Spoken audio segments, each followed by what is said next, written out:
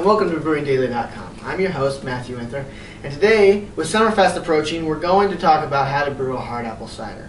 Hard apple ciders are crisp and refreshing, they're great when it's hot outside, and unlike beer, they're actually very easy to make. So let's get started. Okay, so as far as ingredients go with a hard apple cider, they're pretty simple. We've got apple juice. Now, before you get all upset at me for using store-bought apple juice, I live in Las Vegas. There's not a lot of good places to get, fresh organic apple juice around here. If you can, go to a local farm, get some good fresh apple juice. But if you can't, then any sort of, this is an organic apple juice. It's not from concentrate. You got to make sure it doesn't have any preservatives in it, because preservatives will halt your yeast from fermenting. Other than that, pretty much any apple juice will do. The difference between apple cider and apple juice, some people ask that, is that apple cider typically isn't filtered, whereas apple juice is. Otherwise, they're the exact same. When you rack them, basically all that's going to drop to the bottom anyway. Probably both will make a perfectly clear brew, but I just happen to have apple juice today. The other ingredient we're going to need is sugar. Now, we're going to use about probably 1 cup of sugar per gallon of apple juice, but that depends on the strength of the cider that we're going to make. And we'll show you how to calculate that in just a little bit. I'm using light brown sugar, and I'm using pure cane sugar. I like pure cane sugar better. And I'm using light brown. It's going to give it a little bit of that brown sugar taste to it, which I like with apples. And then for a yeast, I'm using a Montrachet champagne yeast. Montrachet champagne yeasts are very reliable. It's gonna produce a 10% alcohol brew, which is much higher than the alcohol we're gonna put into it. So we'll know that it will ferment all of the sugars out and give us a nice, dry, crisp cider. Now, in the end, we might not want it that dry, but we'll back sweeten it. So for now, this is what's gonna produce the most reliable results. And just to be clear, we're gonna use 5 gallons of apple juice, not 1. Alright, so the equipment we're going to use for making hard apple cider is pretty similar to beer equipment. We're going to have a carboy or a plastic bucket. That's going to be our fermentation vessel. I like to use a glass carboy.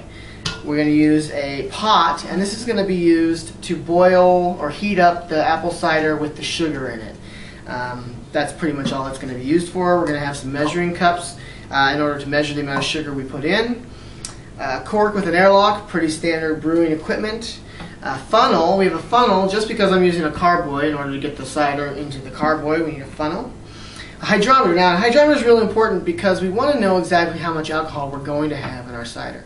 Since the yeast is going to ferment all of the sugar out into alcohol, this will give us a real accurate example of how much alcohol is going to be in there before we start.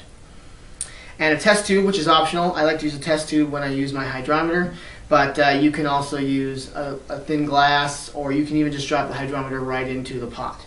And a spoon, we're going to just use a metal spoon. I don't recommend wooden spoons because they can harbor bacteria. And sanitizer. Now, if you've watched any of my videos, you know I recommend Star San as a sanitizer. Any sanitizer will work. Just follow the instructions on the sanitizer, but it's very important that all of our equipment be cleaned and sanitized before we start. Okay, so I've got my gravity reading going here from just apple juice, and it's actually coming out at 1.050. Now, at 1.050 gravity, that means that this cider is going to be about 6.5 to 7% alcohol, if it all ferments out, which it should. So that's a little stronger than I like in an apple cider. Your apple juice that you use may not be this sweet. It just depends on the brand and the type of apples that they use.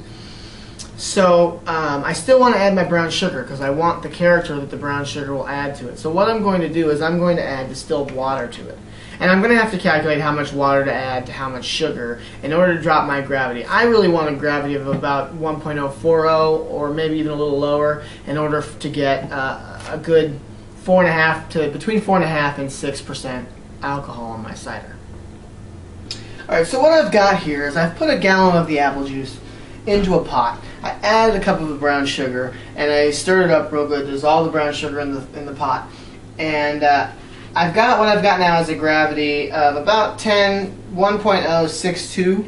Okay, and what I'm going to do now is I'm going to add the water in, the distilled water in, a cup at a time until I get to my desired gravity. Now that's going to tell me how many cups of water I need to add in to the whole thing. What I'm going to then do is add the sugar that I need, all the sugar for the whole batch and all of the water for the whole batch into this pot. Bring it up to about 160 to 170 degrees in order to sanitize it.